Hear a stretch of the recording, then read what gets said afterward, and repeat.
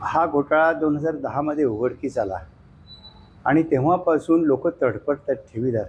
ठेवीदार Pen urban bank अतिशय विश्वासार्ह अशी होती, त्यामुळे लोक विश्वासाने पैसे ठेवायचे. त्यावेळेला बँकाही कमी होत्या आणि यांची सर्व्हिस चांगली असल्यामुळे कर्मचाऱ्यांची 1,98,000 ठेवीदार झाले आणि अचानक बँक बुडाल्यानं एवढे सगळे लोक अडचणीत आलेले आहेत आणि 1,98,000 ठेवीदारांचे 758 कोटी रुपये बुडाले.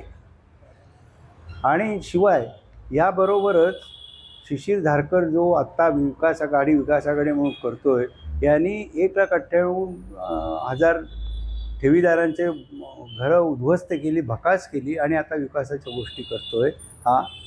आणि मी काहीच केलं नाही असं आवडतोय, पण अतिशय बेजबाबदारपणे त्यांनी हे सगळा बँकेचा कारभार केला आणि बँकेची लूट केली. इतकंच नव्हे तर हे नगरपालिकेच्या गोष्टी करताना त्याला हे विसरू नये की तो सत्तेवर असताना जवळपास 4.5-5 कोटी रुपये पाण्यासाठी गव्हर्नमेंटचे आलेले पेण अर्बनमध्ये ठेवले. पेण नगरपालिकेने यांनीच ठेवायला लावले बळजबरीने, ती नॅशनलाइज बँक नसताना, आणि ते सुद्धा बुडालेले आहेत. म्हणजे त्याच्यामुळेच पेण अर्बन बँक आणखीन अडचणीत आली. पाण्याची व्यवस्था होऊ शकली नाही. खास पाण्याच्या योजनेसाठी ते आलेले होते आणि अशा पद्धतीनं हे झाल्यानंतर जवळपास 600 लोक किमान मयत झालेले आहेत ठेवीदार, कारण सर्व बहुतेक सिनियर सिटीजन किंवा शेतकरी असे होते. याच्यामध्ये काहींनी शेती विकून आपले 30-30, 40-40 लाख एकेकाने ठेवले आणि त्यावेळेला नियम होता 1 लाखाचा विम्याचा. त्यामुळे आम्ही म्हटलं की हे कसं चालणार, ज्याचे 30 लाख 40 लाख पेन्शनचे 20 लाख 25 लाख आहेत त्यांना 1 लाख देऊन घरी जा सांगायचं. आत्तापर्यंत हेच चालू होतं.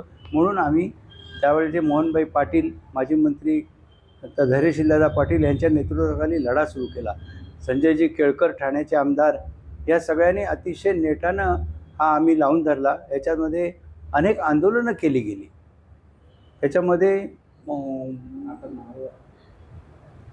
आता किती जणांना दंड? आता ह्या सगळ्यामध्ये जे संचालक आहेत होते त्यावेळेला, तत्कालीन संचालक हा घोटाळा झाला तेव्हा, त्यातले संचालक 25 आणि काही कर्मचारी, मुख्य कर्मचारी, CEO वगैरे असे एकूण 25 लोकांना आता 88 कलम जे आहे सहकार खात्याचं त्याप्रमाणे चौकशी झाली आणि त्यानुसार प्रत्येकाला 23,90,00,000 म्हणजे जवळजवळ 24 कोटी असा प्रत्येकी दंड बसवलेला आहे. त्यांच्याकडून वसूल करा अशी ऑर्डर, अध्यादेश काढण्यात आलेला आहे आणि त्याची कारवाई करावी असं सहकार खात्याचे अधिकारी, विभागीय संचालक यांना सांगण्यात आलेलं आहे.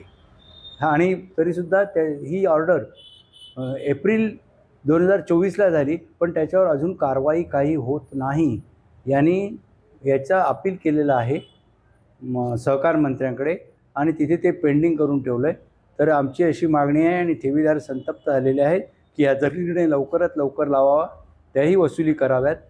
त्याचबरोबर हायकोर्टाने अतिशय चांगले आदेश दिलेत, ऑर्डर केलेत. या प्रकरणामध्ये आपण 2 केसेस याच्यामध्ये टाकलेले आहेत, 3144 आणि 3644 या हायकोर्टामध्ये पिटिशन केलेलं आहे आणि त्याच्यात खूप चांगले न्याय दिलेले आहेत, ऑर्डर्स दिलेत. आणि त्याच्यामध्ये महत्त्वाचं 2015मध्ये एक ऑर्डर केली की ह्या ज्या जमिनी घेतलेल्या आहेत, हे दाखवलं जातं आत्ता 1000 कोटीच्या जमिनी आहेत, जरी असल्या तरी त्या जमिनी घेण्यासाठी पेण बँकेच्या ठेवीदारांच्या साधारण 45 ते 50 कोटी रुपयातून ह्या जमिनी घेतलेल्या आहेत आणि बाकीची रक्कम ही कॅश लांबवलेली आहे, असं हायकोर्टाने स्पष्ट सगळं केलेलं आहे. त्याच्यामध्ये हे सगळे वेगवेगळे रिपोर्ट पाहून सरकारी ऑडिटर्सचे वगैरे, आणि 15 साली ऑर्डर केली की हे 598 कोटी वसूल करा. त्यासाठी कलेक्टर, SP, सहकार खात्याचे अधिकारी आणि पिटिशनर म्हणून मी अशा कमिटी नेमली आहे 15 साली आणि त्यांना ऑर्डर केली की 598.72 कोटी म्हणजे जवळजवळ 600 कोटी वसूल करा. पण एवढी महत्त्वाचे त्याच्यात व्यक्ती असून ED आणि CBI पण त्याच्यामध्ये आहे मेंबर, RBIचा मेंबर पण आहे, तर त्यांनी आत्तापर्यंत 600 कोटीपैकी केवळ 6.5 कोटी वसूल केलेले आहे.